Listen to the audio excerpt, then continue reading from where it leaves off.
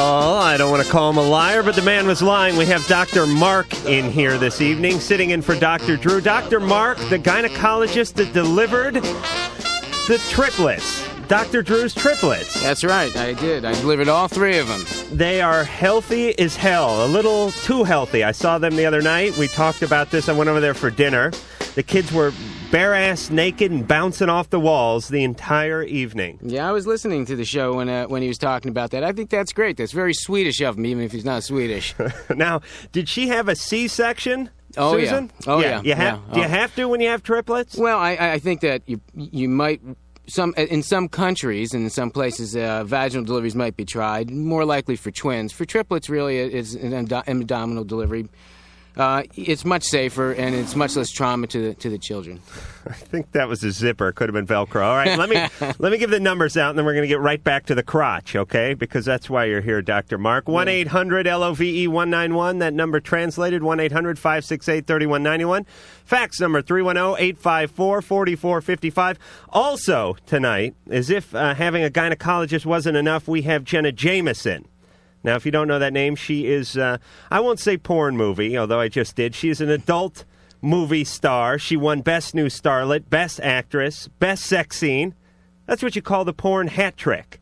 You are a hockey fan, are you not, Dr. Mark? I am. That's why I knew she was going to be here. That's why I wore my baseball hat with the words misconduct on it. Because you may have your license stripped before the evening is over. That's an interesting pun, yeah. Now, I asked Dr. Mark, I asked producer Ann to tell Dr. Mark to bring in some goodies, some tools. Or toys. Or toys of his trade. Because as a guy, I've never been to a gynecologist. And I don't know what kind of stuff they use. I figured it was just gloves and a lot of sleight of hand, but apparently they're tools. That are used. Yeah, there are some, and I actually brought a few that you can use for yourself. On myself? Absolutely. You brought the cheek spreader? I got it. Actually, yeah, we have a few things here. All right, well, go down. I'll kill time. Okay. All right. I'll kill time fantasizing about Jenna. Okay. All right, you got it up there? All right, what do you got? Here. This is really, really important and a serious one. This is a chlamydia culture. Mm-hmm. And remember, Drew talked last night or a few nights ago about chlamydia being the highest cause of infertility in the country now. Actually, the highest cause of infertility is male infertility, but in female infertility, he's correct. And this little apparatus is what we use to help to culture people. Mm-hmm. And those ladies who are having intercourse, and especially with multiple partners, really should go to a gynecologist, get a pap smear, and also get a chlamydia test. It's both safe for themselves and smart for the people that they care about. Can I keep that? Well, you actually can, because I actually brought one here, and if you'd like me to do this for you, this is a urethral culture. Oh, thank goodness. Yeah, I thought you might enjoy that. But, I'll let you take it home, and you can do that at home in your own privacy. Why is that so big, Doc? Yeah, well, because you're a big man. All right, yeah. Believe me, you don't know the half of it. You put the swab up the urethra, you scrape out a little something, and then you smear it into this is basically a little kit. There's 2 cotton swabs and a sort of a test beaker container in the middle. Right. The larger swab is for women for the vagina. The smaller metal one with the metal thing is the shaft, and that is for the men. And the third step is to peel the man off the ceiling. That's what the salad tongs are for. As a matter of fact, you bring that up. Oh, no. Oh, did you hear that? Sabers are rattling. Oh my God, no! This may be how you were born. No, which is why you're in radio. No, the stork dropped me off. My mom told me. Yeah. These actually are obstetrical forceps, and they're really quite safe.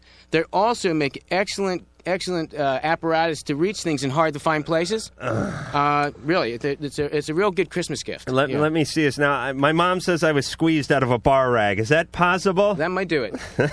That could do it. Now, what you have here essentially is a pair of what look like barbecue type tongs. Salad tongs. Salad tongs, large stainless steel, but about 5 pounds worth, and they're bigger. And you don't get this up into somebody. Oh, sure you do. No. Oh, yeah. No. Yeah. As a matter of fact, if you watch this, when people are concerned about delivering babies with forceps, and expectant mothers are terrified of it, and understandably so. You can see how awful these look in their appearance. But they're designed so wonderfully that if, in fact, you would, by accident, which would rarely happen, pull too hard, it just slips off. Yeah. and that's the way they're made, and it's really quite safe. All right. Not obviously what you would do if you didn't have to, but those of us like myself who became obstetricians instead of neurosurgeons were probably delivered by these. All right, I'm getting a vasectomy immediately after the show, Dr. Mark. All right, one more, okay, and then more. we'll go to the calls. And let me just ask you on a more personal level, being a gynecologist, basically staring at women's parts all day long. Now, you're married, right? That's correct. Now I know a guy would have a problem. I know if a guy's wife went into work and just fondled guy's junk the entire day, maybe took like 15 minutes at noon for a cup of coffee and then right back to handling a guy's penis, that would be difficult for most guys to understand. Is your wife okay with this stuff? Yeah, actually, my wife's a pediatrician, and her philosophy bases itself on two things. Number one is that she's very confident there's nobody better than she is. Mm-hmm.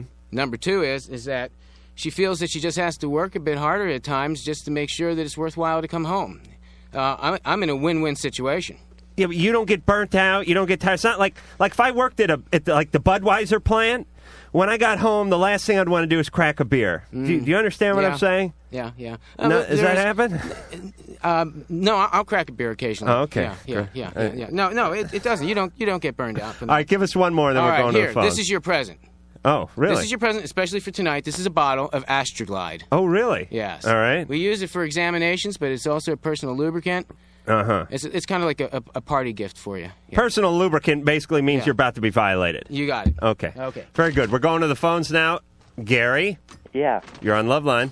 Hi. I have a question for Dr. Mark. I'm He's here. right here. I'm just putting my toys away. Yeah, go ahead. Okay. I have a condition called hypospadias. Yes? Are you familiar with that? Very much so. Okay. Well, I went to a doctor, and he told me that the surgeons that did the operation did a nice job, according to that doctor. Okay. But I still feel like the doctor didn't do a good job of the repair. And I mean, Okay. I myself. What is his condition, Dr. Mark? Hypospadias is when the urethra does not come all the way to the end of the penis and opens inferiorly or on the bottom side. And there's different degrees of it, and they are repairable and usually done at birth. Was there a reason that this wasn't done at birth? Was it not that bad, or has it gotten worse? It wasn't done at birth, but it was done when I was like 2 or 3 years old. I see. Okay, and that was the time the surgery was done. There's no further surgery from that time. Not that I know, not that I recall or know of or heard of. Or what problems are you having now that bother you? Well, my urethra is kind of lopsided off to one side a little bit, and it's opened a lot more. And when I ejaculate, it more or less rolls out than jumps out or whatever. Okay. Well, I mean, I know this because, as Adam says, I have a squeegee in my tub. Oh, you do? Yeah. Oh, so you're homosexual? Yes. Oh, okay. Yeah. Okay. And you're looking for the money shot. Excuse me? It's a little porn lingo we're throwing around the room here because of Jenna Jameson's arrival tonight. You're saying essentially. Let me just try to work this here. The male urethra's got a little pressure. I mean, it's kind of like when you put your finger over the hose and the stuff squirts out. I mean, right. Is your opening too big so it just kind of rolls out of there? Yeah, that's what I'm thinking. Well, is it is it just that you think it's large, or is it open to the underside of the penis?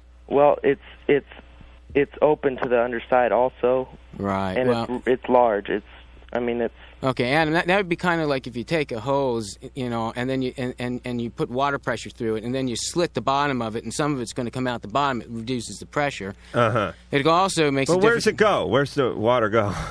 Where's the? I mean, it doesn't go down the driveway and into the storm drain. I mean, does it go into your penis? Oh, no. This is an opening. Instead of just coming out straight, it'll come and kind of dribble down. Yeah, similar to that. But yeah. when you're urinating, are you peeing all over the magazine rack and the potpourri dish and stuff? It depends on the hypospadias. If it's bad enough, you will splatter as you urinate. And does that happen to you? Is it that bad? I've had instances where I've wet my shoes, yeah. Okay, if that's the case and it's becoming somewhat where it makes you feel dysfunctional, I would definitely go ahead and make an appointment and see a urologist, okay? and they can fix it, and it's not a very long or serious operation, but it certainly would make you feel better about yourself. It's probably painful, I'm imagining. Actually, not too bad. Local anesthetic, or they put you under? It might hurt him. It won't hurt me. They give you a general? Yeah. Oh, yes. Not just a local? No, not a local. Unless it's a very small repair, then they might do local, may do an epidural. But is the reason they give you a general because a guy would go nuts if he saw someone cutting into his penis? No, because it would hurt. Oh, okay. And locals are usually sometimes spotty for surgery, so right. it would depend. I went to general. Maya. Yeah, Maya, actually. Maya, you're on LoveLine. Okay, I have a question about something I read in Jay Wiseman's book of sexual tricks. It's called the scrotum stretch. Oh, yeah. There's actually a porn movie called Rex Kobo's Super Elastic Scrotum or something like that. I suppose it's used in that. Is this a safe thing to do? The scrotum stretch? Yeah. I mean, do you know what it is? Should I describe? Yeah, describe it. Okay. Apparently, here's what you do. You put your thumb and forefinger around the scrotum over the testicles, and then you pull down until the testicles are, like, trapped in a tight sheath of skin. Oh. Yeah. And then apparently it's supposed to feel fantastic, and you, like, play with it. No, I don't. No, having I don't have to be a doctor to answer this one. Oh, boy. The scrotum's a very sensitive area, right, Doc? I have my legs crossed now. Man does not want his scrotum messed with. Maybe toyed with, maybe sort of jumbled with a little bit, but you don't want it smacked around like a speed bag. Do you use a tennis racket with this? Man, forget this. No guy's going to like this. And if he does, you don't want this guy. Jay Wiseman thought that it felt fantastic. Yeah, he's sick. I'm sure he'll be pleased to hear that. So you don't think it's a good idea? Well, do you have a guy if you have a guy who thinks it's a good idea, it's a good idea. I mean, this is the rule of thumb sexually. Whatever floats your boat is a good idea. I wouldn't just spring it on a guy in the first date in the restaurant or anything. He's going to smack you with a breadstick. But you may want to try it on your boyfriend. Oh. You got a guy to try it on? Well, I could probably find one. Oh, that's the beauty of being a woman, by the way. It's easier to do, you think? Certainly. You can go out this evening, go to any bar in your neighborhood and find a guy who'll let you experiment with his scrotum. Well. Yeah. You have any other questions? Yeah, I actually do have another question. All right. It's about blowing air into the vagina. Very dangerous. Mm-hmm. It is very dangerous. Oh, yes. Okay, that's what I thought. You get a bubble in your heart. Yeah. Actually, especially if you are menstruating or if you have any vascular abnormalities, no, that's not a good idea. Why? Because of air embolus, and air embolus, and also because of infection. Because you're putting pressure in against the cervix, and the cervix if it is at all open, then you can increase the chances of getting materials that don't belong in there up and then cause a uterine infection. But again, air embolus is something that can happen. And is that the same sort of thing that happens when you have a syringe and there's air into it and you inject it in someone's bloodstream? Well, if you take a little bit of air and inject it into a vein, it really is harmless. But if you inject it into the artery, on the other hand, it's very severe. All right, let's talk a little about the profession for just one moment here, because I myself am curious, a lot of listeners are. Are there gynecologists, like I was thinking of being like gynecologists to the stars? You know what I mean? Are there gynecologists that just specialize in certain groups? Well, depending on your geographic location and the type of patients who you get by referrals, you can develop a very special clientele. You ever looked up any celebrities? Yes. You don't want to mention their name? Oh, no, I don't think that I would want to do that. No. But yeah, and but you have. Yeah, and actually any ones that are, I mean. Yeah. But but they're just as nice as anybody else. They're there because they're either scared, concerned, or have needs. After that, it's not important. Any of the Golden Girls? No. But if you came in one day and you saw him like on your roster, would you sneak out the back door? I might take a day off that day. Yeah. That's a possibility. Any of the girls from Friends? No. Okay. Am I going a bad direction here? Well, it doesn't matter because I'd say no anyway. Any of the Angels? No. But no, it wouldn't matter. I wouldn't say. Either one of the guys from Starsky and Hutch? Well, Starsky. No. All right, well, then it's back to the phones. Bethany. Hi, Adam. Hi. Hi, Dr. Mark. Hi. I have a problem. my boyfriend and I, every time, like the 2 times that we've tried to have sex, he goes limp. And he says that he jerks off a lot. So is that like the problem? All right, he goes limp the 2 times you tried to have. So you've never had sex with him? And it's nerves kicking in. Yeah, I think so. I think he's very anxious. I mean, is this something that do you have any sensuous foreplay beforehand? I mean, or is he anxious about this? I guess. All right. Does he express that to you?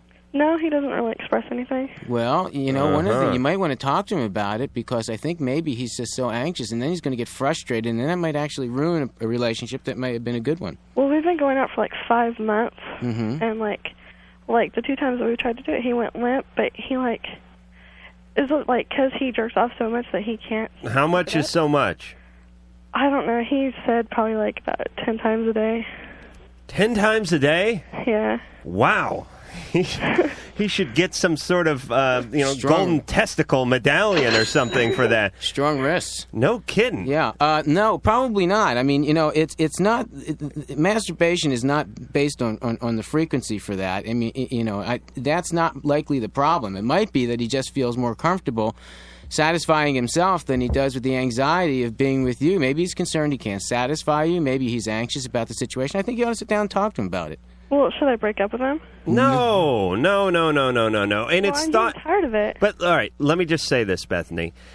Him thinking you're going to break up with him over this is what's causing a lot of the anxiety, which is causing his erectile dysfunction. Well, we're right there every single time, getting ready to do that, and, he goes limp.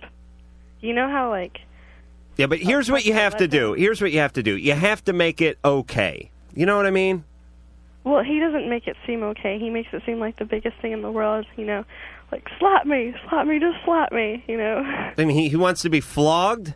He should really, his penis is the one that should be beaten and verbally chastised. It's really the penis's fault, isn't it, Doctor? Well, it is. As you said before, it's the root of the devil. Is that what you said a few minutes ago? Yeah, I think so. Yeah, the devil's root. The devil's root, yeah. Well, Bethany, there's no real quick fix to this one. No, but you need to talk to him, and you need to let him know that you support him. I mean, certainly you don't want to break up with him for that, because this is something that in a relationship, it's a matter of working these things out, and I see no reason why you shouldn't at least try to talk to him about it. Paul. Yeah. You're on LoveLine. How's it going, guys? We got Dr. Mark here, sitting in for Dr. Drew, and doing a fine job, I might add. Yeah, it sounds like it. Dr. Mark, I got a question for you. Okay. Well, me and my girlfriend, we have sex. She says that it hurts her inside, like I'm hitting her vaginal wall or something, and she starts to cry at the eyes sometimes. Okay. Well, yeah, most people do cry at the eyes. It's one of those. She's not crying out her ass, Paul? Yeah. Sometimes the woman's cervix is placed in a position where certain sexual positions are uncomfortable. And I think that the first thing to do is to try different positions to see whether that makes a difference. Yeah, we have. Okay. Are there any that do not make her hurt? Not really. Wait, let me ask the doc a quick question since we're on positions here. What is, and I know it varies from woman to woman, and from cervix to cervix and placement to placement, what would be the most benign position in terms of hurting a woman? You know what I mean? What would be the safest position, just generally? Keeping your pants on. Yeah, that'll do it. There is none, because it's all dependent on the anatomy. Everybody's anatomy is different. Yours is, and other men, and so are women. And depending on how they're built, vaginally with the cervical presentation, it makes a big difference as to how comfortable they are in any particular position. So you just have to experiment and find the one that's most comfortable. There's no such thing as a wrong one, and there's the only except if it hurts. And if it hurts, then you need to then work on not using that position. The other thing you might want to try, Paul, is try to limit your penetration. Yeah. Okay. And if you do that, then that would help an awful lot. I'm no doctor, but I did come up with an invention. Well, either am I. Is that why I'm here? Yes, you are. You're not. I got we should ask to see credentials. The Love Grommet.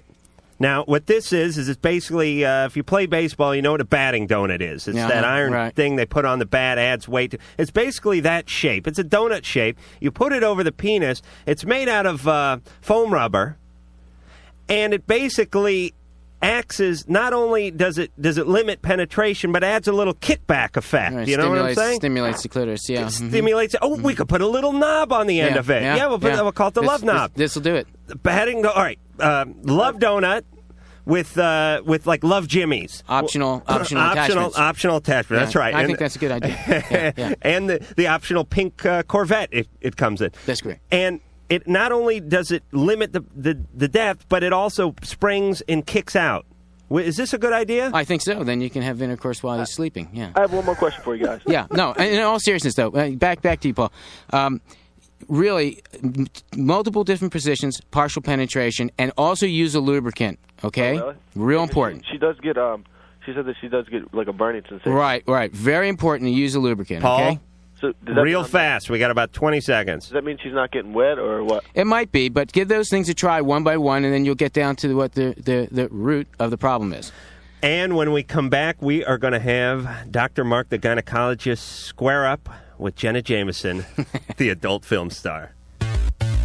Call LoveLine, 1-800-LOVE-191. The phone call is free. The advice is free. Then it's up to you. LoveLine will be right back.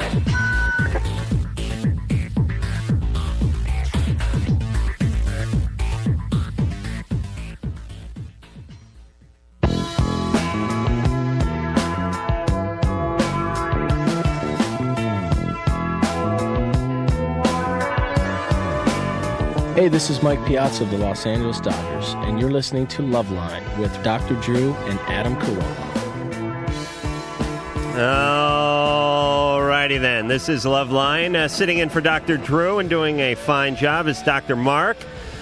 Also in studio tonight is the lovely Jenna Jameson. Say hi to everyone, Jenna. Hey there. Let me give the phone number out, 1-800-LOVE-191, 1-800-568-3191, the fax number, 310-854-4455. And I don't know, Dr. Mark, if you ever met Jenna, maybe you could take your pants off, Jenna, and see if he recognizes you. I need a good gynecologist. Do you? Oh, yeah.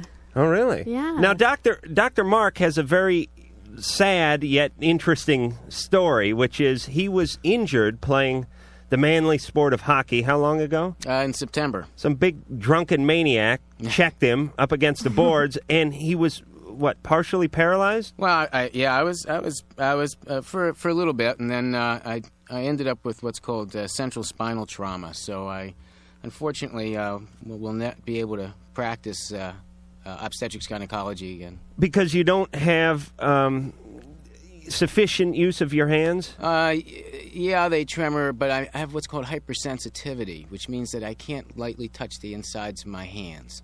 So it makes it impossible for me to scrub and do surgery or do examinations. You mean you don't have the feeling when you do that? I have too much feeling. Oh, so it's like the roof of your mouth or something. It's kind of like if your feet fall asleep and then you try and walk and get the pins and needles. Uh-huh. Yeah, it sucks, yeah. That's bad. But perhaps we could go in together because I got hands like a rock. I mean, look at that. But can you move your thumb like this? I could learn. Okay, then you're okay. With your tutelage, I could learn. I'm just saying, you could talk me through it. Yeah. You know how, like, when a guy lands an airplane and they talk him down from the tower? Yeah, been there, yeah. I could be the guy actually doing the hands-on work, and you could just be sort of over my shoulder going, Is this before or after the sheriffs come? I just wanted to know. We're going to bolt the doors. Yeah. Jenna Jameson, let's talk to you for just a minute. Not that Dr. Mark isn't a fascinating guy, but he's nowhere near as attractive as you, even without the beard, I'm sure. Thank you. Jenna, as I stated earlier, you just won Best New Starlet, Best Actress, Best Sex Scene. Mm-hmm. So you're on a roll. Yeah, you could say that. And I saw you making a porn movie. Yeah, you did. Yeah. I feel like I should expose myself for you just to kind of even the playing field a little. I feel like I should. What, are you kidding me? Oh, really?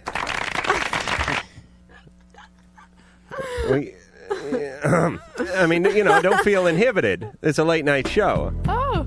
Have you ever, you want to shoot a quick winger over here? He doesn't have much use of his hands anymore, so, give the guy a break. Come on, a little something for the doc? I won't look. Okay, just yeah, okay. This is for you, Doc. Okay, well, there you go. You missed it, yeah? Oh, Did I miss it? No, I don't think so. What? That was the quickest turnaround I've ever seen in my life.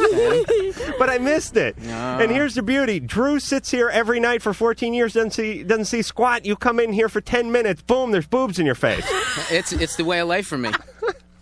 You got the luck of the Irish.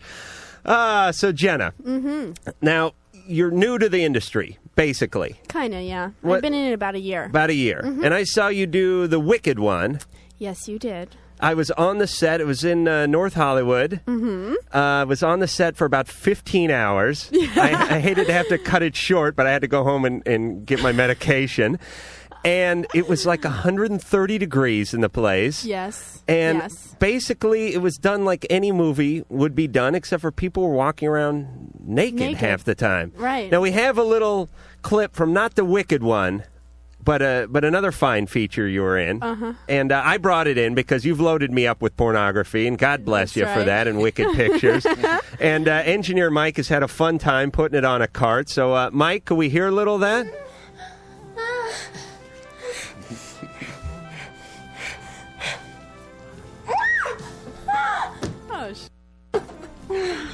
Is that Paul's girlfriend? The guy in the background is me. Not grunting, but I'm on the Casio. Oh, God. Do we embarrass you? Yeah. Yeah, I thought so. That's why I brought it in. But look at you. You do adult movies. How embarrassed can you be? I mean, just wasn't expecting it. All right, we caught you off guard. Yeah, All right, now how many movies have you made in that 1 year span? Let's see. Probably about 9. Oh, 9. Yeah, I don't work that often. So you're not on a tear. Because many porn stars or adult movie stars in a year could do hundreds. Well, yeah, some people do 200. In a year. They're working like 3 days a week, and they're sore. Now, yes, that's why we have the doctor. Now, speaking of the doctor, he's just held up the Astroglide.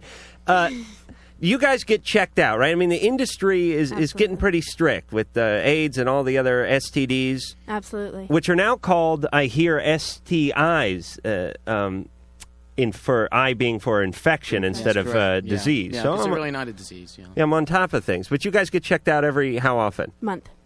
You do? Mm-hmm. You do? Have to. Are you due now, though? Am I due? Yes. No, just got one a week ago. Oh, all right. I was going to say the doc's got a whole bag of tools. I got the steady hands. He's got the degree. You got the roller skate. I got the key. I was just saying between the three of us. Well, maybe later in the show. Well, yeah, maybe. I'd be up for it. All right. We're going to the phones. You're going to help us out. All right. Joe. Yeah. You're on LoveLine. Thanks. What's going on, guys? We're doing well. Having fun. Good. I missed the boobs, but I'll get it back. Yeah, I wish I could have seen them too. Well, I have 2 questions.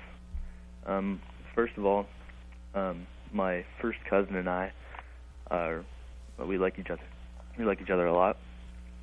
And my first question is, if we were ever to get really serious and have a child, what is the possibilities of something like the child turning out abnormal? What part of Kentucky are you from, Joe? Ew. Joe. It's not like she's the last woman on Earth, is it? No, but you should see her. My mom ain't bad. That doesn't mean I'm going through the hamper fishing out her panties. Not my mom. This is your cousin. This is your first cousin. Blood. That's blood. That's blood. Yeah. Jenna, you wouldn't do that, would you?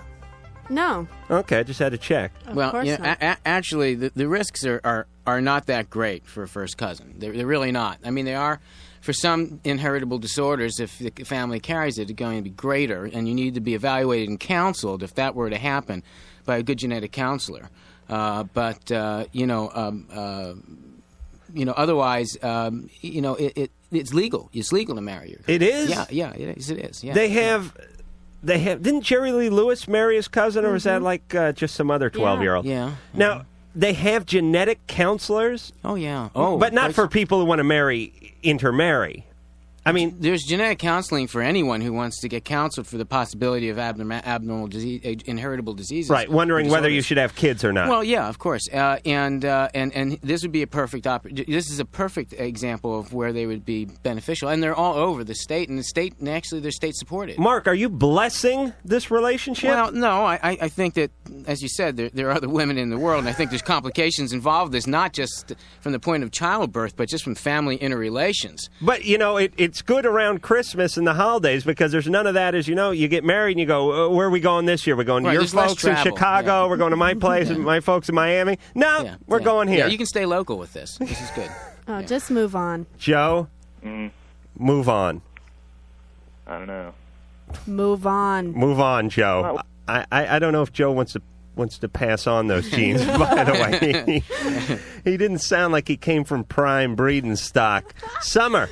Hello. Hey, you're on LoveLine. Hi. Hello, everybody. Hi there. I have two questions that are really quick. Well, the first one is, it's been, I've had a few partners, and for some reason I haven't been able to have an orgasm with none of them. The only time I ever did was one time when I masturbated on my own. And I feel pretty bad because one of my boyfriends actually left me because of that. I mean, because he lasted about 2-3 hours every time we had sex. And I could not have an orgasm. And I don't know what I could do or what would be possible. All right, Jenna's gonna settle this. Jenna, what do you think? First of all, if he left you because of that, he's not worth it. Amen. And it doesn't matter how long he does it, it's how he does it. So I just think that you just need to find a man that you can relax with, because that's the key, relaxing. So it's more technique. Yeah, and you have to be very comfortable with the person. Right. I could give you the best 30 seconds of your life. You know that, Jenna? Possibly 45, depends on the distraction level. Is that with or without the testicular stretch? Oh, the warm-ups? Oh, yeah, right. Yeah, I'm factoring that in. That's 25 seconds. So, yeah, all right, go ahead. And my second question is, every time, I mean, even if I see a cute guy, I get really, really wet. And for some reason, it makes it uncomfortable because after a while, it's just, I get so wet, I get dry after a while. And I mean, it's strange. For about 5-10 minutes, I'll be really wet, like if I'm having sex, and then I get really dry, and I just get really sore after a while. So this is interesting. She gets really excited, but she can't have or doesn't have an orgasm. She needs a good man. Yeah, I think Jen's right. I think she needs a good man, and she needs somebody to be understanding, and she may even need to satisfy herself with the man present, or have him help her until she feels comfortable enough. Absolutely. And anyone who has intercourse for a long period of time is going to get sore, and you're not going to be lubricated, and maybe you're trying too hard. Right. Jenna. Mm-hmm. You're queen. LoveLine will be right back when we're damn good and ready.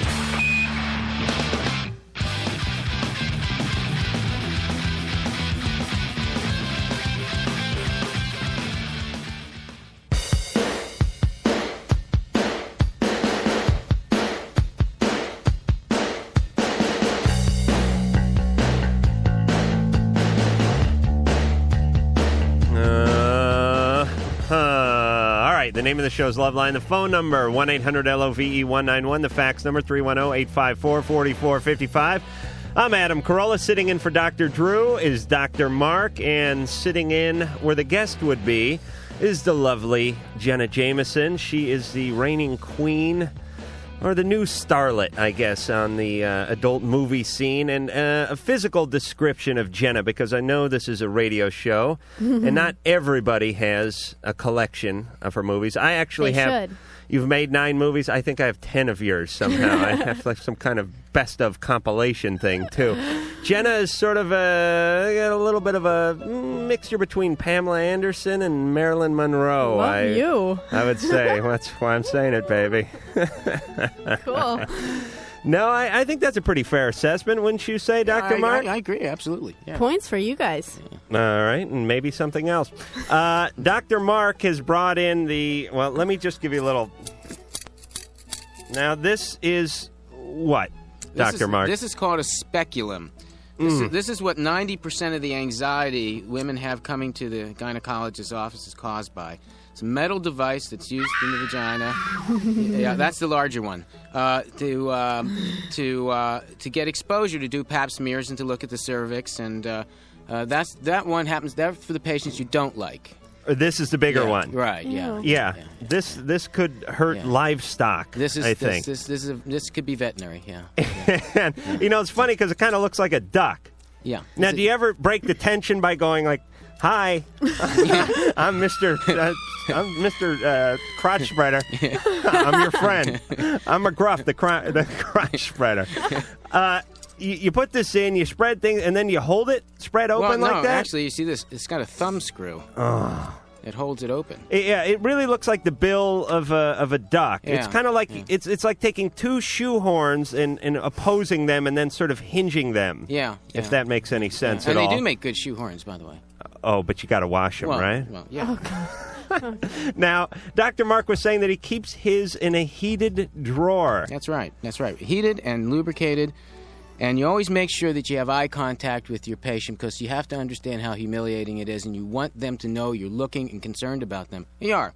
I mean, this is an instrument which is quite humiliating and a bit uncomfortable, and it's a necessity to do a pap smear, which is quite important for their safety. But you don't want to add to the humiliation by burying your head in a position where they don't get eye contact. So you're saying it would be bad etiquette to look up at them and then look down and go, "Oh, Christ." It probably wouldn't go over big. I don't think a lot of return business would come from that, no. And now, you don't ever go, "Oh, geez, what'd you eat?" No, actually, though, I did have one lady when I was in residency who ran out of contraceptive gel in her diaphragm and used Welch's jelly. You can't be serious. This is You the truth. cannot. You are a liar. I'm calling you a liar. I reject that. No. Actually, you can even call my brother, who was a resident with me, and they called me in and they said, "This is awful," and it was just the most disgusting smell. And I said, "What did you?" Yeah, just like that. I said, "What did you do?" And she told me. So you're like, nurse, forceps, toast. I was like, but that's the truth. That is the truth. Oh, I just can't now. But let me say, you're trying to keep eye contact. Yeah. The sheet is spread out there, right. and you keep your sort of you poke your nose up over the sheet there, and you keep the eye contact. But shouldn't you be concentrating on what you're doing? Well, yeah. I mean, you want to look at what you're doing, but you want to keep your eyes above your eye level above, so that they're talking to a human being. Yeah. You don't want it to be. It's clinical, right? But you don't want it to be humiliating and degrading. Now, you ever have fun by popping down below the sheet and then popping up like a Richard Nixon mask or something? Like the Hey Vern guy, the Ernest guy or something? I haven't tried that one yet. No, yeah. That would be a good time. Yeah, that might do it for me. Yeah. There's a pocket fisherman that's in the studio. I would love you just to put that out on the tray of instruments. Have that ready, yeah. That's good. I might try that. Oh, if we could just mix some more comedy into gynecology, we would all have a better life. Jenna, do you wince when you see these instruments of destruction? They make me nervous. Yeah. You've had these, right? Yeah. And no pay for this, by the way, either. This is a non-paying gig. This is pro bono. Oh, God. All right, we're going to go back to the phones. All right. Jenna's going to jump in. Dr. Mark's going to jump in. I'm going to jump in. Gina. Hey, what's up? Hey, you're on LoveLine. Hey, okay. About a month ago, my best friend tried to hook me up with this guy that she's madly in love with, and now she's pissed at me and she's pissed at her because we're not talking because he likes me and I like him a lot. All right, your friend set you up with someone that she was madly in love with? Okay, so that was good thinking. And things worked out? Yeah, and now she's pissed at me. And last night she called me crying and yelling at me because he had hung up with her to talk to me. Why do you reckon she set you up with someone that she was interested in? I don't know. Why don't you explain to her that she was the one who set you up? I tried, and she got mad at me. And it's the fact that he lives far away from me. So it's kind of like when he comes up to where I live or when I go down to where he lives. It's one of those things. And now she's pissed at me. She's not talking. Teenage angst. What are you going to do? You lose a friend. People think you're going to hang on to these friends. I don't know anyone I knew when I was 15. You're friends with your friends when you're 15 because they live near you. You know what I'm saying? When you get older, you choose your friends based on their personality. Or what you can get out of them. I was going to say breast size. Yeah, later. Right. That's why Jen and I have hit it off so well. Yeah. But the point is you have these close-knit friends, but it's really because the guy lives down the block or across the street or wherever, and you're so scared of losing him, but then you turn 18, you get a driver's license, you go off to college, and you never call the guy anyway or the girl anyway, so screw him. Marcella? Hi, Adam. Hey. I've got a question for Dr. Mark first. All right. I'm here. Dr. Mark, is the average size penis actually 5.2? 5.2. That's what I heard. God, I hope not. Well, not in your business. Well, I really, haven't done a survey measuring them, but I can't answer that question, actually. I can. Okay. Second part of my question. 5.1. Adam. And it's dropping. By 11:30, it's going to be 4.8. Adam? Yeah.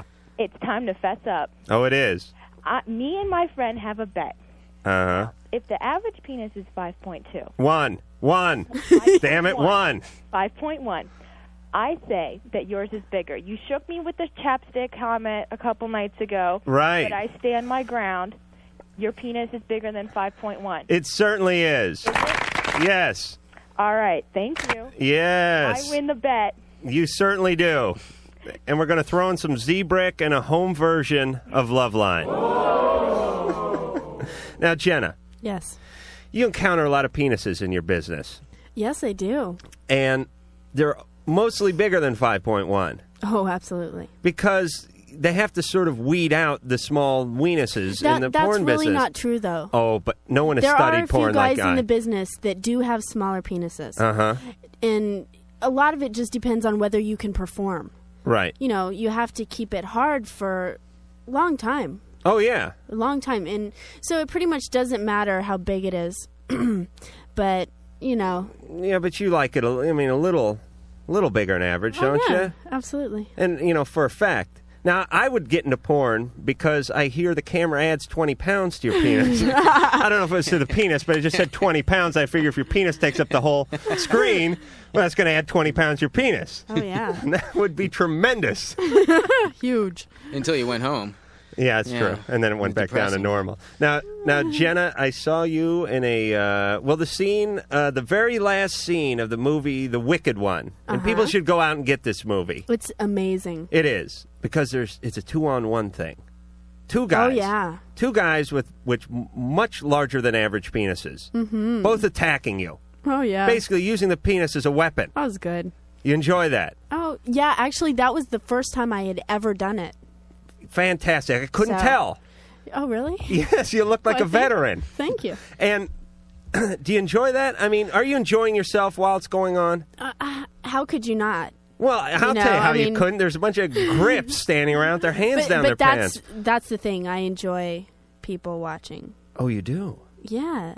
I mean, like if me and Mark want to watch, you would enjoy that? Hey, bring your friends. So you kind of get off on the whole exhibition thing, right? Absolutely. I think you kind of have to be an exhibitionist to be in my business. Let me think. Okay. Okay. All right, I'm with you on that. Yeah. Just for the sake of argument, okay. Mm-hmm. Now, your latest movie, you brought over 3 or 4 movies for me. I God did. bless you. Every time you come over, you bring a handful of porn. It's getting so I don't have to go to the store anymore. But I still do because the guys worry. I get phone calls. Hey, Adam, we missed you. We're here at the porn barn. What's going on? You sick? You okay? I start getting fruit baskets. Anal Maniacs. You know what? I'm not in that movie. Oh. I'm so sorry. Yeah, that hurts. Lip Service? You in Yes, that? that's me. Uh-huh. That's me. Oh, it is? Mm-hmm. So is that like a blowjob movie? You know what? One of the best ones I've ever given was in that movie. Oh, really? It's on a fire escape on Santa Monica Boulevard. Really? What constitutes a good blowjob? Because to me, any you just blowjob. watch it, wrist action. Hand action. Oh, you get your hand going? Oh, yeah. Oh, so I'll watch it and get my hand going. Yeah. Now, that brings me back to Mark over here. Mark, I hate to pry, but with the Not injury. with my wrist, no. You can't? Can you pleasure yourself anymore with the injury? Yeah. Oh, you can? Absolutely, yeah. Oh, you can? Yeah. Okay, good. Because you got some work to do tonight. Yeah, well, otherwise I'd be depressed. Yeah. When we come back, we're going to talk to Dr. Mark's going to reach into his bag of gynecological tricks or of love. That was better like stated. Felix the cat. Yeah. Jenna's going to reach into my bag of tricks, perhaps. There's some hard candy in my crotch. You can get it later. And we'll be back. LoveLine will be right back to say something interesting or humorous or something.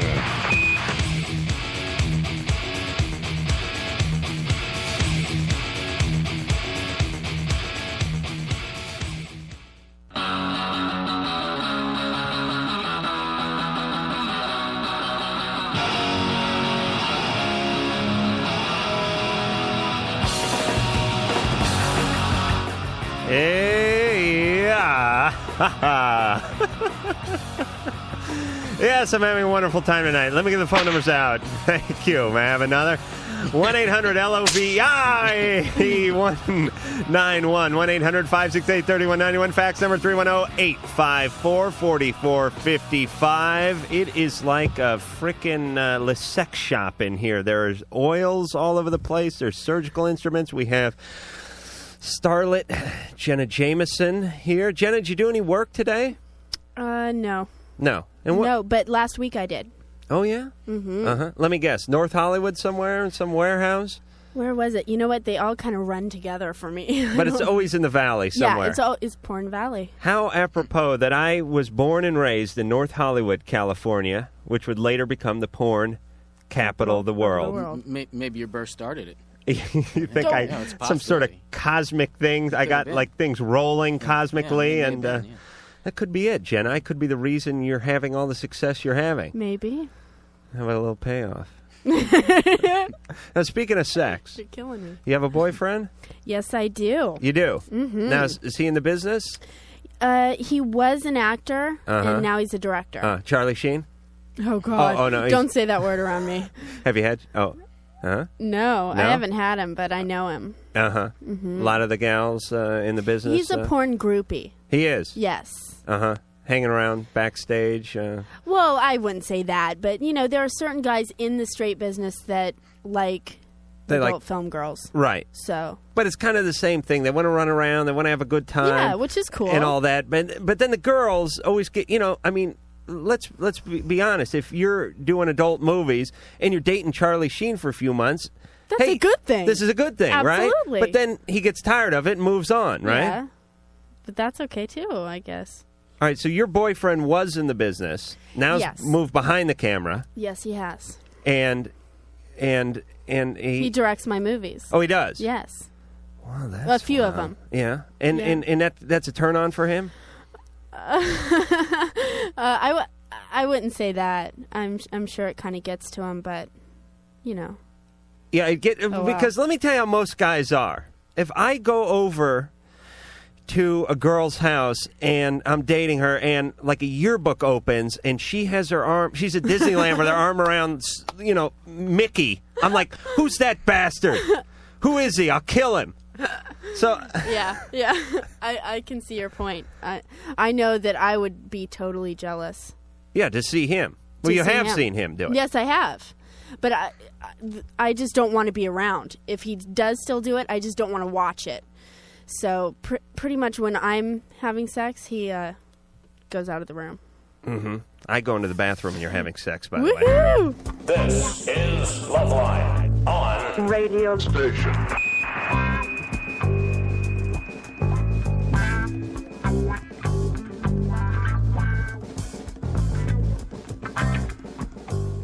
Oh, he's here. He's taking pictures. God bless him. he's a bigger man than I.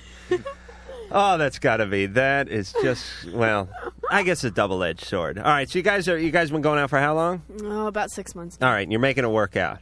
Yeah, trying. Okay, good. You don't seem to be fighting now, but, you know, I know how that is. You get home, dishes start flying. Let me give the phone numbers out and reset the show. 1-800-LOVE-191, fax number 310-854-4455. This is LoveLine. I'm Adam Carolla. Sitting in for Dr. Drew is Dr. Mark.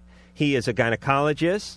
He was injured in a freakish hockey accident and can no longer practice gynecology, but I will be his eyes Just his eyes. I don't want to be any other stuff. What about his hands? His hands, too. That's right. And Jenna Jameson is here, and we may test things out on her later. Woo-hoo. We'll play it out. We'll just see how it feels, all right? Shane? Hello? You're on LoveLine. Hey, Mark. Hey, how are you? What's up, Jen? Hey. Yeah, I'm... And Adam, whoever you are. Yeah. I've been going out with this girl for a couple months now, and my uncle and parents are kind of forcing me to go to Hawaii with my uncle because he's moving out there. And I don't really want to leave my girlfriend because I'm, like, seriously in love with her. And I wanted to know if you guys could tell me what to do. Don't go. Don't go.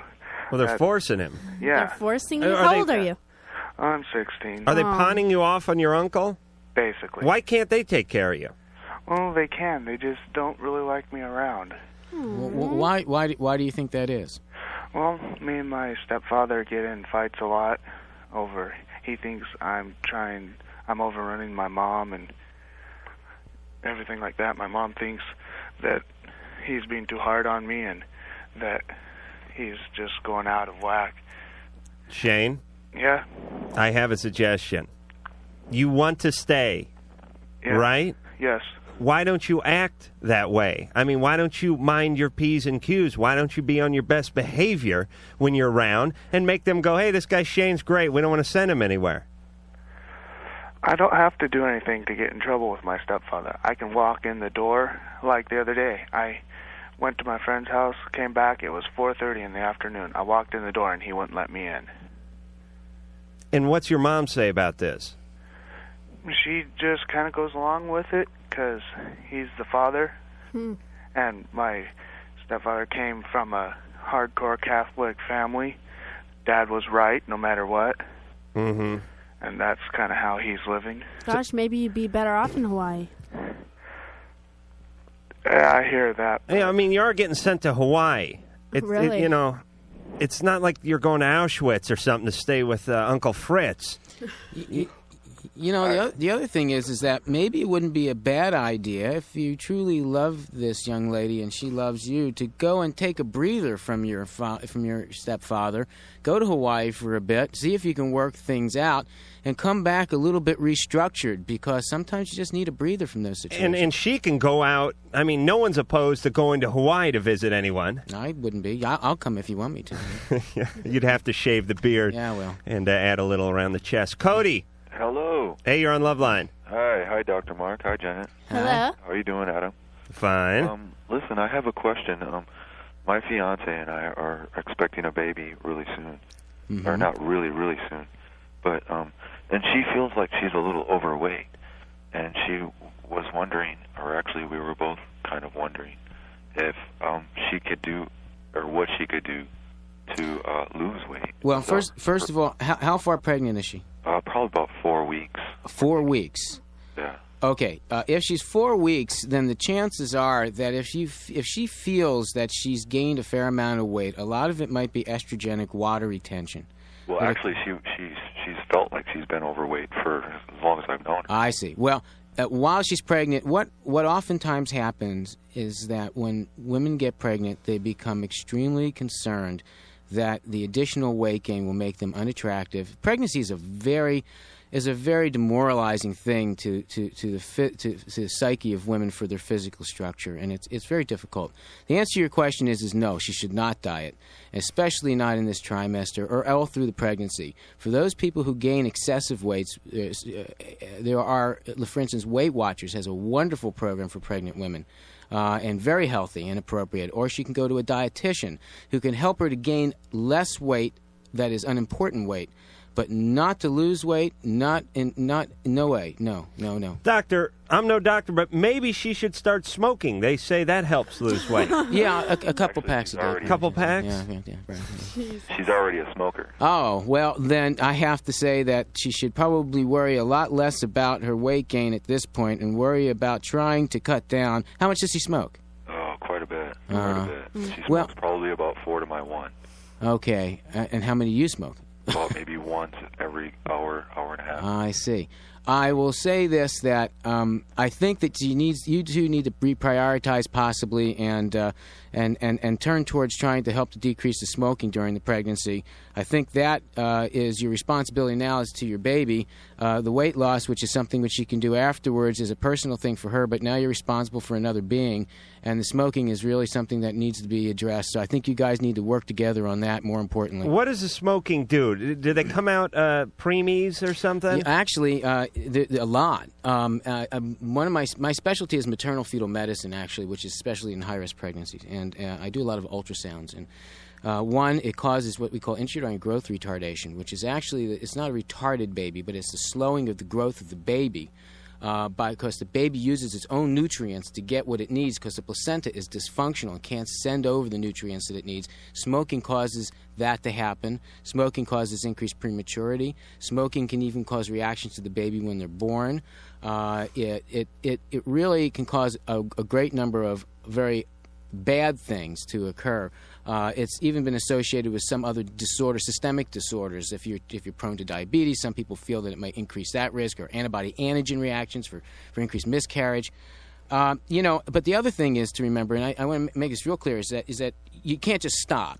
It's real hard to do that. Mm-hmm. So I would suggest, just if whatever you're smoking now, cut it in half. At least you've done something. You feel good about yourself, and you've helped. You do the best you can without making yourself crazy over it. And what does R.J. Reynolds have to say about this? They go, the data's still out. We don't know. Nothing concrete. Or... Well, they tried to pay me before I came in, but I couldn't get the door open. Let me ask you something real quick. What would you rather your pregnant wife do? And I know none of the above, but answer this one. Have 3 glasses of wine every night, or smoke half a pack of cigarettes? 3 glasses of wine every night. No question about it. So the alcohol's much better. Well, I mean, neither one of them are very good. But, the whole thing that people get confused about pregnancy is that it's excess. It's just like everything else in life. Things in moderation generally don't hurt people. Excess hurts people. 1 to 2 ounces or 1 ounce of alcohol a night, sure, you don't want to drink it all. But if you keep it down to that, the chances of having a problem are minimized. Mm-hmm. And I would find that in giving that comparison, I would much rather that she cut down the smoking. All right. Well, there you go. Robin. Hi. Hi, Jenna and Adam. Hello. And hi, Dr. Mark. Hello. I have a question about... first, Adam, let me tell you something. You make me look so totally ridiculous when I'm at work, because I work graveyard. And I listen to you guys, and you are so funny. Oh, thank you. I'm over there with my Walkman cracking up. Everyone's like, hey, look at Robin. Look at the retarded chick over there filing away. Yep. Anyway, Dr. Mark, tonight I was taking a shower. I was going to go to work. And I found I felt a big old, a lump on the side of my abdomen, my lower abdomen. Yeah. And how low? Near your groin? Almost to the groin. It's below my belly button on the left-hand side. It's like the size of a golf ball or something. But I Jenna's feeling herself now, by the way. I'm going to start feeling Jenna in a second. Is it near your incision line from your C-section? Well, I had bikinis on all 3 of my C-sections that I've had. But, right. Is it near there? Is it in the line of the incision? No. What's a bikini? I mean, I know what a bikini is. I've studied that. It's a sideways incision that's at or below the hairline, so it doesn't disfigure the woman to have a cesarean section. Uh-huh. But see, after I had my son, which is 2 years old, I had to have another operation for a ventral hernia. I'm going to start crying now. The ventral hernia, was that upsetting, huh? And now I have another scar that's in them. Oh, you're upset because of the scar. Well, no. I'm just scared because I just noticed I'm trying to... Let me ask you, before you get scared, is that lump very hard or is it soft? It's hard. It's hard. Is it near to where your leg meets your belly? No. It's higher? It's like, I'd say, right in the middle between the where the bone bends or the leg bends and the belly button. Okay. There's a lot of different things it could be. It could be a lipoma, which is a fatty tumor and very benign and easily removed. It could be a lymph node, which has become inflamed. Or maybe if it's a little lower than you think, it could even be a lymph node that's caught in the canal that goes between your belly and your leg. It can be a lot of things, but I can only think of a few of them that would really be serious enough to scare you or require any major surgical intervention. So the best thing to do is get it checked out real quick, and then you won't have to worry about it. And what about the fact that she stumbled onto it so quickly? I mean, that it wasn't there or wasn't pronounced the night before. Right. Is that an indication of anything? Well, it could be that it's been there and growing, and she just noticed it because it became a little uncomfortable. And it could be that it's a herniation, or it could be it just got to the size where it just popped out because of...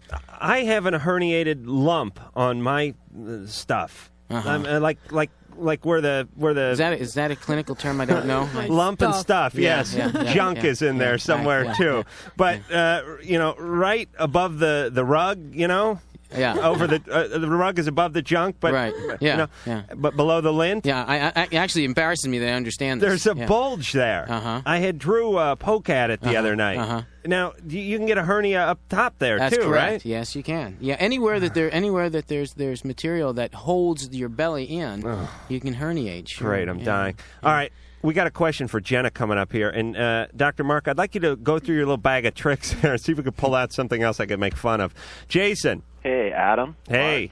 Mark, Jenna. You're on LoveLine. Hey, how you doing? Good. Today's my birthday, and I just want to let you guys know that this is the best birthday I've ever had because, Adam, you have the genius to allow Jenna to be on the show. Oh. Yes, I did it. For you. And first of all, Jenna, I got a question. What's that freaky little tattoo on the back of your neck there? And where'd you get it? It's not little. It's a right, a it like covers your whole neck. Yeah, it's a dragon. Really? With a wave and tribal. Wow, where'd you get it at? I got it in Las Vegas. And you're from there? Yes, I was born there. And do you have another tattoo on your butt, like a little lips or something? Actually, it's 2 hearts and it says Heartbreaker. Wow. I have hair tattooed on my ass. Heartbreaker. Oh. You are. It's a work in progress. Jason.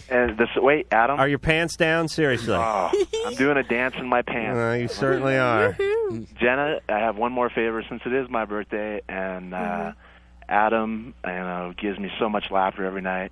Would you do me a birthday favor and give show Adam a little something? That was me. For me.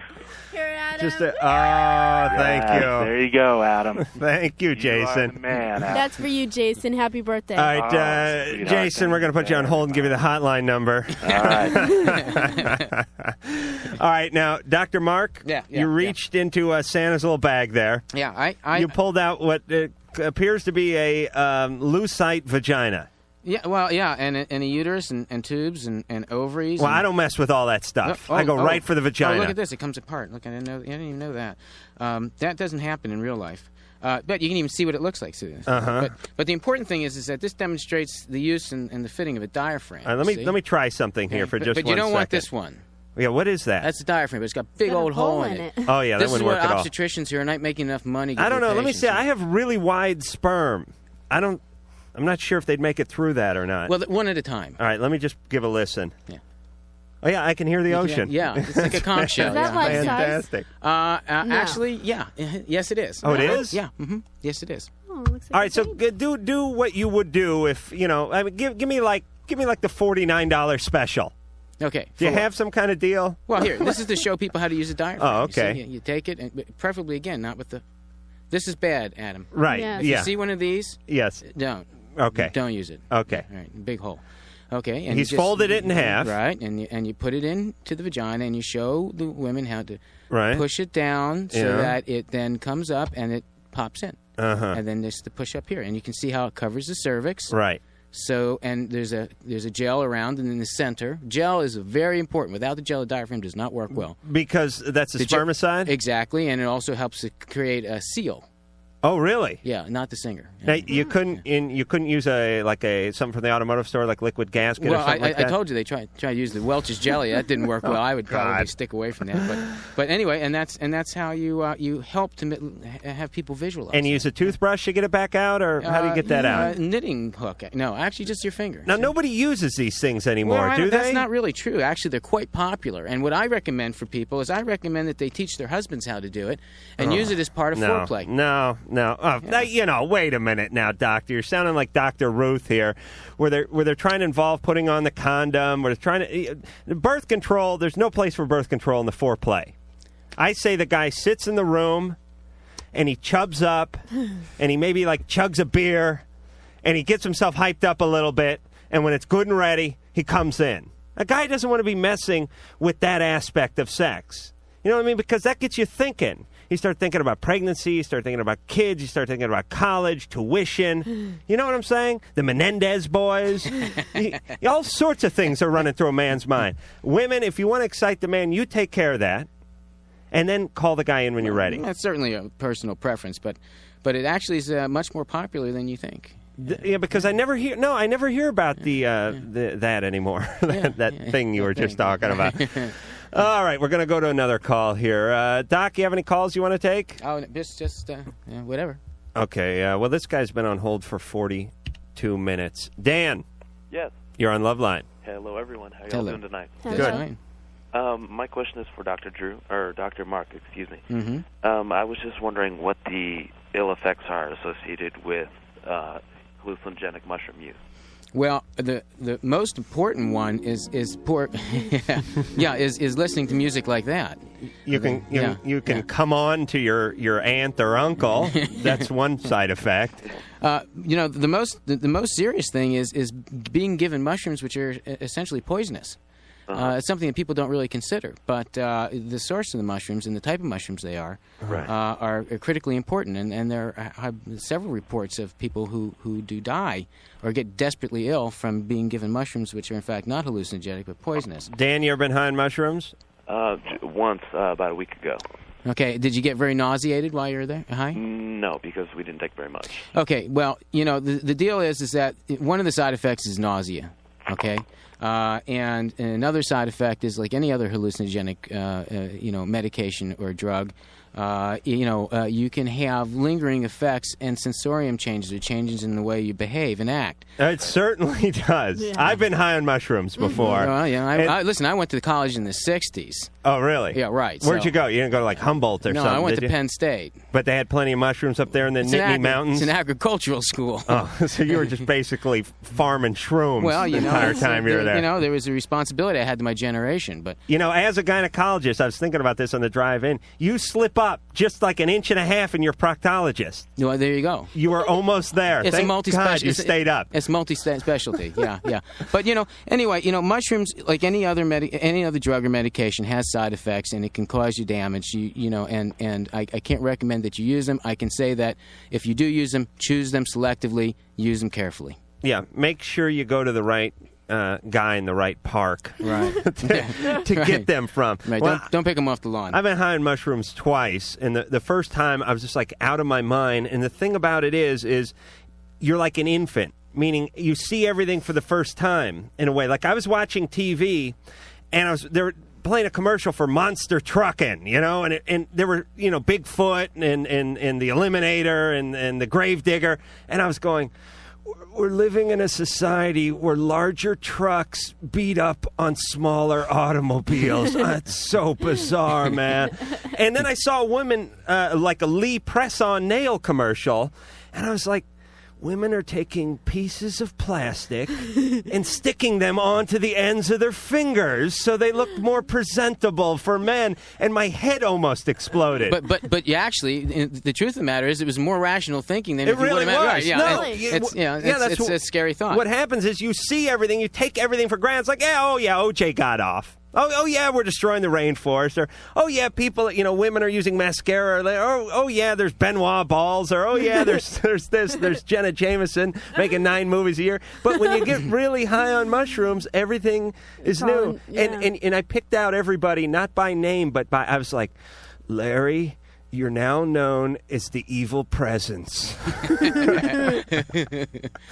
And we'll be back with more tales of mushrooms after this. LoveLine. Look deep into this jingle. You are getting sleepy. Sleepy. LoveLine will be right back. You will listen. You will listen.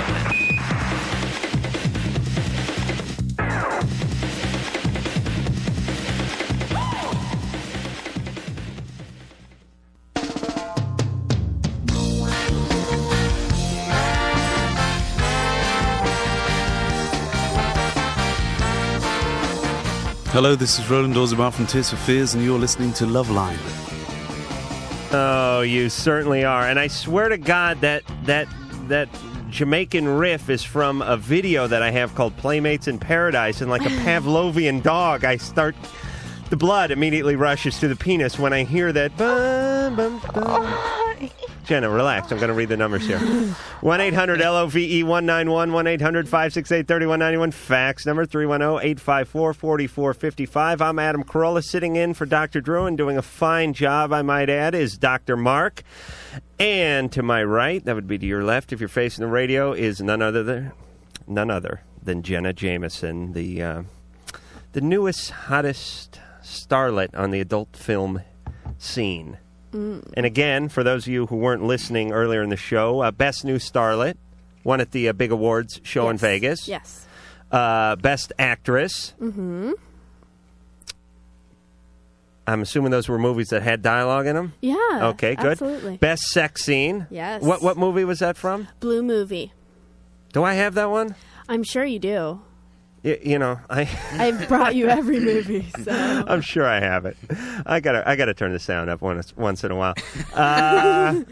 We're gonna go back to the phones because we have something for Jenna. William. Yay. Hey. Hey, what's up? Hey, you're on LoveLine. Hey, thanks.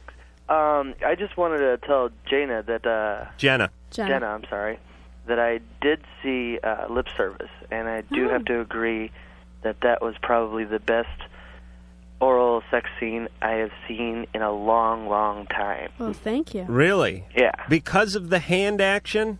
Oh, definitely. Hand action is a must. Really? Yes. No, See? Proving my point. No, I don't like the hand action. Oh, come on. Yes, you would. No, I really don't. Oh, come on. Well, don't get me wrong. I'll take it over sodomy any day. No, it's all in your technique.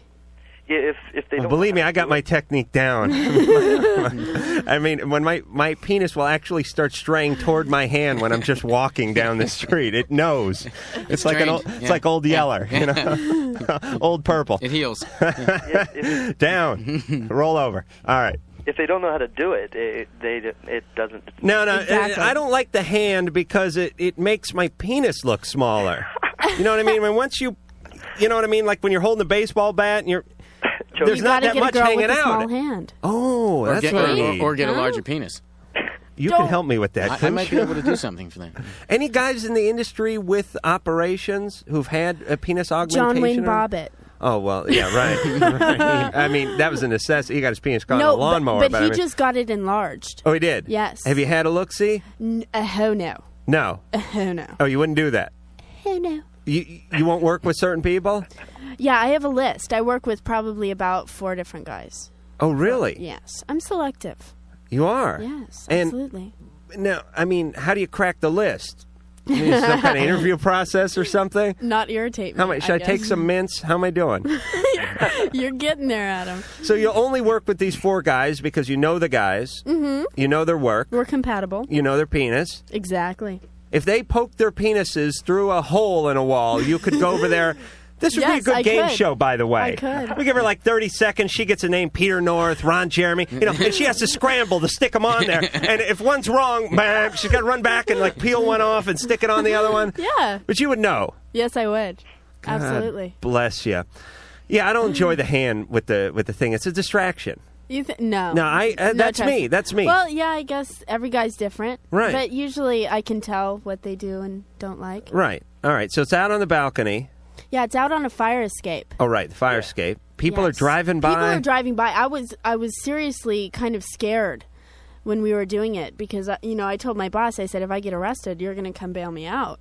Oh, yeah. Because there were cars going by, people watching from the street. And group of nuns. Yeah. Being traumatized. Yeah. Guys hurting their neck and rear-ending people. It was kind of late. It was probably like 11 p.m. How many stories up were you? 3, I think. Now, so they were filming from the street. With lights, of course. Yes. Oh, lights, really? Everything. Did you have to pull a permit, like a blowjob permit or something? No. We were rushing. I see. And now I don't know how to state this delicately, so I'll just go on and say it. did they have to put it? Did anyone use like an umbrella down on the ground floor? Was there anything coming down? No, I caught all that. Oh, okay, good, because someone could slip and break their neck. And then you have liability. God forbid. Now you got a lawsuit. Oh, I would love to be sitting on that jury. Well, they say, you drop a penny from the Empire State Building, puts a hole in someone's head, so... That's right. Yeah. Dave. Oh, yeah. I've got a problem. I'm going to say hi to all you guys. Hi, Jenna. Hi. Hi, Dr. Mark. Hello. And hello to Adam. Hello, Dave. Adam, you make the show. I got to tell you that. Oh, good. I'm glad you enjoy it. Okay. Well, a little while back, I kind of got really attracted really close to this one female, and I talked to a mutual friend about it, and he gave me the green light, and he turned around and screwed me over after I got really involved, and she went with him.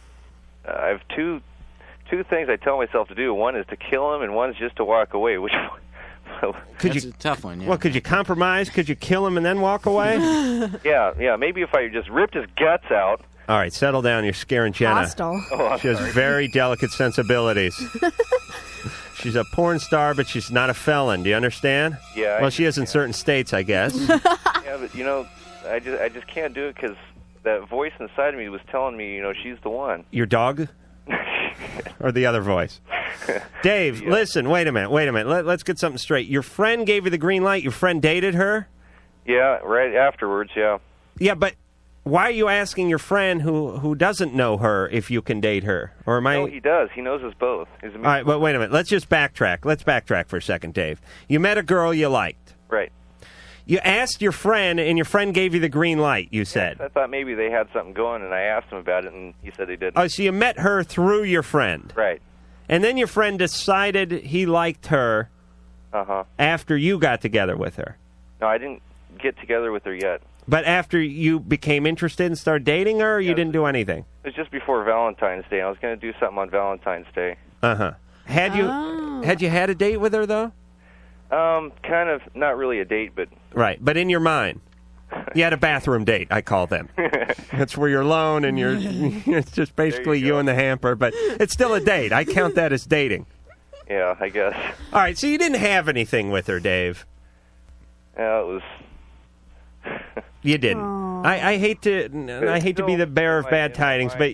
I mean, there's been people I've been attracted to, but this is totally something else. I mean, this is the one, Yeah, but... I don't know. Jenna, Jenna's pounding. It sounds like his friend just yanked her out from underneath him. Yeah, figuratively. And didn't care about his feelings, and he's Right. feeling bad. But I say move on. Find yourself a new woman. All right. Well, I appreciate the objective advice. You'll have no problem. Yeah, Dave, believe me, you don't want to go back and try to start something that essentially wasn't ever started. I mean, we have a limited amount of time here, so sometimes I have to be very, very brief and graphic and cruel and blunt I like it. at times. But the reality is you didn't have anything with her. She took up with this other guy. You're young. You move on. You get someone else. Yeah, piss on him. All right. Yeah. That too. Fantastic. Now, Jen, I got to ask you seriously. Ever any injuries on the porn set? Anyone pull a groin or have a testicle go shooting across the room or anything like that? I've seen some of the positions. Ew. Yeah, actually, I was injured one time. Really? Yeah. What happened? What happened? You lose a nipple? What happened? Sometimes, like when I first started, I wasn't really used to the size of right. these guys. That's what I was saying. They I'm call sure, in the Dr. ringers. Mark, you know that girls can get injured sometimes. Oh, absolutely. Yeah, very commonly. Yeah, I dropped. He started and, whoa, cramp, fell. Couldn't Boom. move for like hours. Mm-hmm. Yeah. Now, would that be on like the porn blooper outtake tape or something? I hope not, because I was crying. But I think I like bruised my cervix or something. Well, like that. If you force pressure like that, you can tear ligaments. You can even make the uterus contract very hard. It's very. Oh yes, this could be. It was horrible. Yeah. You got to warm up. Mm-hmm. You got to stretch out. Yeah, you got to work it in slow. Yeah, and sometimes you see the thing pop out, boom, goes right for the bunghole. Oh, that's got to hurt. Yeah, I wince. As a porn fan, you hate to see that. That's That's painful. A guy, here's a question. Ever get a penis caught in the clapper thing? You know where they go, take 27, that thing comes slapping out. Anyone ever get that? Some of them I wish they did. I wish I had enough Second penis to circumcision, be... yeah, right. That could hold up shooting in more ways than one. Call LoveLine 1-800-LOVE-191. LoveLine. We'll be right back.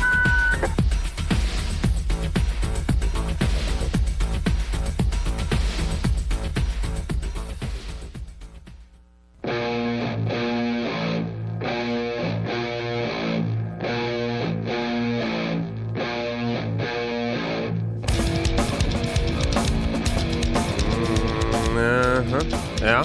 Mike on there, Mike? Fantastic. Let me give the phone number out for LoveLine, 1-800-LOVE-191, the fax number. 310-854-4455. It is my privilege to be sitting here boxed in between the very knowledgeable Dr. Mark, who is sitting in for the very knowledgeable Dr. Drew, who is now on a ski vacation. Apparently, he pumped his sick child up with enough antibiotics and anti-inflammatories and God knows what else to get him onto a plane and off to Utah. So I hope he's enjoying himself.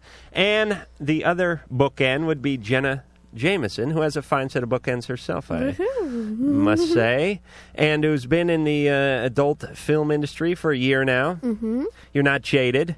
Not yet. You still enjoy it. That's right. You have a short list of people you work with, 4 guys. Yeah, and a lot of girls. Oh, yes. That's a longer list. Mm-hmm.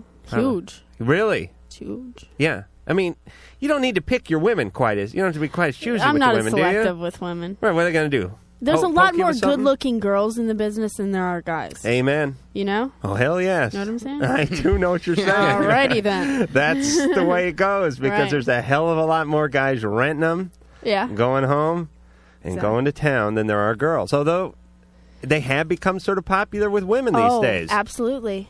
You go into the porn shops, you see half of the people in there are women. Really? Mm-hmm. It's kind of cool. Yeah? Mhm. You ever go into the local places? Yeah, I do. And I do. sort of go check out your section Yeah. there, see how it's Do you moving? get recognized? Frequently? Yeah, I try to wear a baseball hat and no makeup, but I do. I get recognized and they say, "Hey, aren't you Jenna Jameson? Are there movies here of you?" And then every one of my movies is gone. Oh, really? Yeah. Now, they all go for 'em. do you do appearances and signings and stuff like that? Yes. Do you have? Yes, I do. You have guys sending you weird letters, wanting you to sign panties and stuff. Total freakouts. I don't mean to say that, but I have one guy who's kind of a stalker. Yeah, but you don't know who it is, right? Yeah, I do know who it is. But I'm not going to say his cool, name. isn't it? But he sends me these really strange presents. Like what? He makes big, huge poster boards and sticks really strange things to them. And this takes him a long time. He has chopsticks, cutouts from magazines that say really strange stuff. Mm-hmm. Yeah, it's kind of freaky. And I got a Valentine's Day present from him: big box of candy, big box of cookies, and I was kind of too afraid to eat them. You know? Yeah, wise decision. Because he calories. He writes me things like, "You've made me see the light. I love you. You are my woman." No, I said you were my lady. It's a total difference there. I was quoting a Lionel Richie song, I think. Come on, baby, it's flattery. It is, definitely. I don't trust anyone who's into the whole decoupage thing, by the way. Spending hours and hours, sticking stuff Days. on... I'm telling you, days. All kinds. So that's a little weird. Construction cardboard cutout. Well, he's crafty. You got to give him crafty. that. Now, does he ever send you the pardon me, does he ever send you the Campbell soup can with the elbow macaroni stuck to it and the yarn and stuff? I mean, because that can be nice. No, but it's pretty close to that. I think if he could use his psychotic energy to do a more constructive type of stocking. Ashtray stuffing. Yeah, that's stuffers. right. Yeah. That's right. Oh, God. Now, how does this guy? Does he send it to you at your home? No, at my fan club address. Uh-huh. Yeah, he sends me. I get huge packages. From Right. this guy. And Huge. are they being sent, or is he dropping them off, or something like I don't that? know. I think he sends them FedEx. He doesn't leave a name or any. Yeah, he leaves his name. He thinks that he is my boyfriend. Oh, really? Yeah. Like long, That could be in-depth love dangerous, so letters. you be careful about Absolutely. That's why I have a P.O. box, Right. So you don't want to come face to face with any of these guys. Well, some of them are really cool. A lot of the guys that They write just to want, me, they're real they're in innocent. Bosnia or just army guys and Right, lots of and they're cool healthy. people. They just want you to sign some Absolutely. soiled panties and Right. send it over to the barracks so And they can that's pass more it than around. healthy. Oh, certainly, yes. That's very healthy. Yes, wouldn't you agree, Doctor? Well, That's yeah, very healthy that- activity. And that means you want me to say yes, so you can get a pair, right? Yeah. Yeah. You wearing any underwear now? Yeah, I am. Oh, you are? Yeah. Thong back? Uh-huh. That's the only kind you wear, huh? Yeah. Yeah. I don't believe you. Oh, come on. I don't. Is that a challenge? I'm challenging you. Okay, I'll just fill out a... Okay, but that could Those just are be small. a piece of yarn that you keistered earlier. I don't know what that is. Oh, God. All right, Jenna's taking her pants off now. Doc, okay, there you go. See, the doctor's enjoying it thoroughly. Like he hasn't seen it before. Yeah, this is new for me. Yeah, that was Oh, a step God. backwards for you, wasn't it, Doc? Doc needs to actually see your lower intestine before anything happens. Mona? Yeah, hi. You're on LoveLine. Hello, Adam, Jenna, and Mark. Oh, what's the matter? Actually, I picked the right night to call you guys for something wrong to happen because there's a good range of opinions over there. I have been dating this guy for the last couple of months, and he's just come off of a relationship, a long one, and I did not want to be his rebound girl, so I made sure that I did not absorb my life with him, but I have fallen in love with him. And he seems to be pretty in love with me, too, at least from what he says and how he acts, he is. Well, acts most of the time except for tonight. Uh-oh. He's always been really honest with me, and I've told him that I want him to see other women, and he says that he wants me to be in his life until the day that he dies, and I have almost all the qualities in a woman that he wants. Well, I wonder what's lacking. Maybe it's in the sex department, but he's talked to me about that, too. Well, tonight, he asked me to call him, so I did, and it's late, and he answers the phone, and we talk a little bit, and he says he's going to go back to bed, and I asked him if he was in bed alone, and I kind of knew he wasn't, and he told me the truth, and he said no, he wasn't. Ooh, that's got to hurt. This guy's an asshole. It does. Can I say that? Oh, yeah. Oh, yeah. Dr. Drew Drew's from back. the grave. Oh, But she gave him the okay to see other girls. Right, But that's what I was told going to him say that as well. want, I told him that I want, if he loves me as much as he does, I want him to use me as the one he measures others by. And Oh, that's setting if it's yourself not- up for anxiety and pain. It is, and I'm trying to understand why he has to sleep with them. I mean, is she like me? I don't think so. I don't She's think you should give him the permission. If you're going to be upset about it, you shouldn't give him the permission.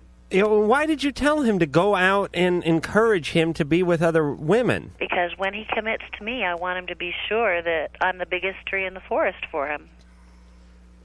Yeah, but what if his log wants to wander into other forests?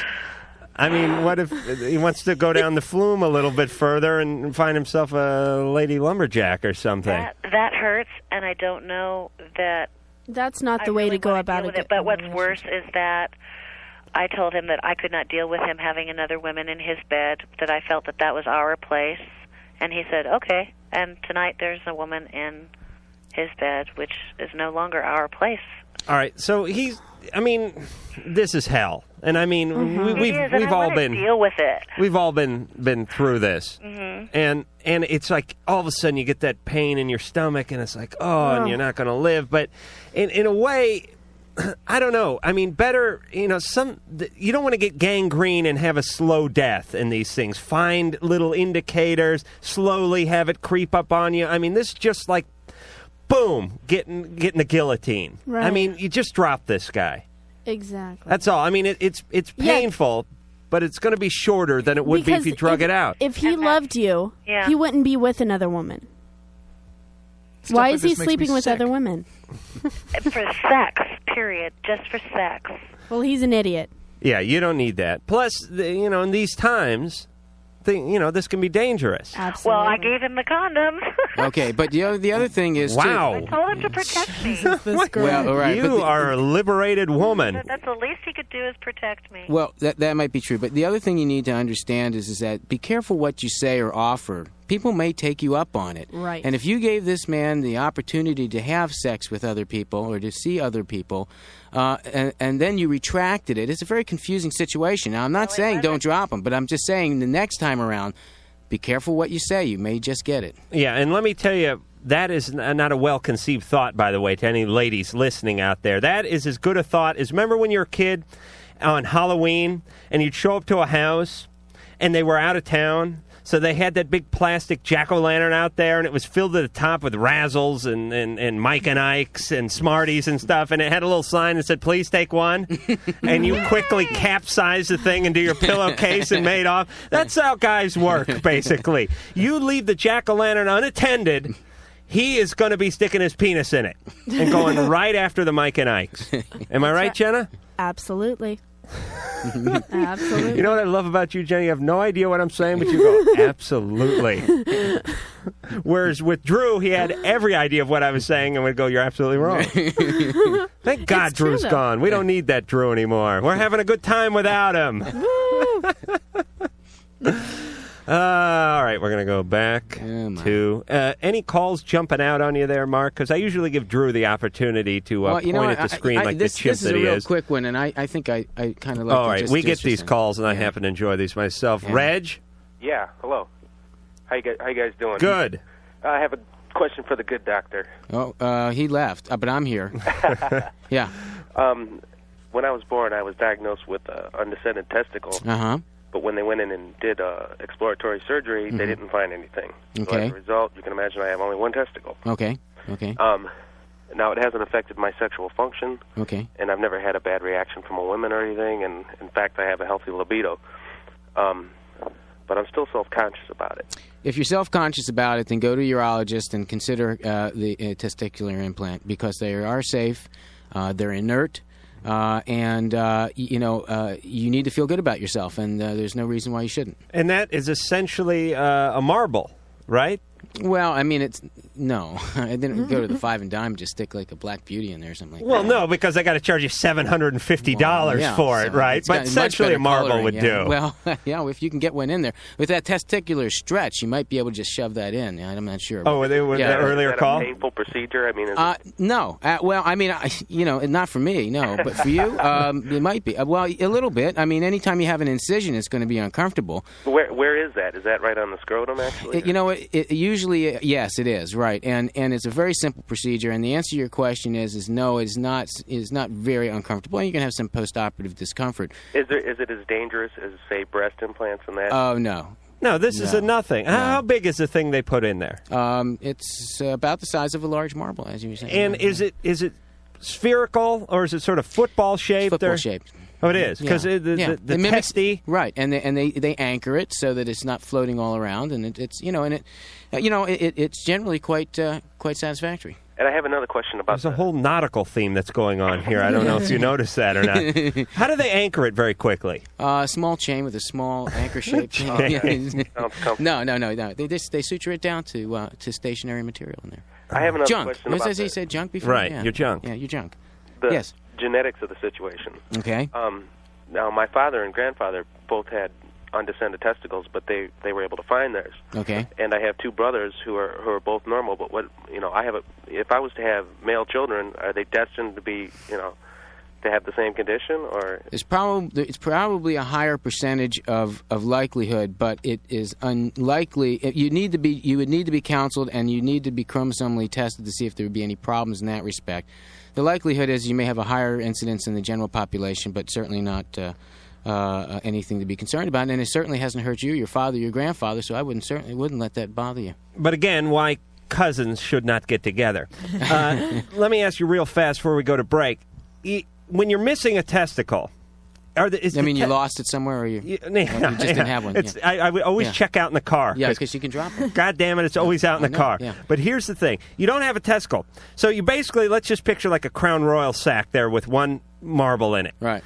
Is the other side sort of lifted up? You know what I mean? Do you need the weight of the testicles to help? It's generally retracted a bit. Yeah. It's not. It's asymmetric in size. Of course, now everybody's asymmetric to some degree, but it's more so. So it's like Gumby's head. Yeah. We'll be back. You You should call LoveLine. 1-800-LOVE-191. Hello, LoveLine? LoveLine will be right back.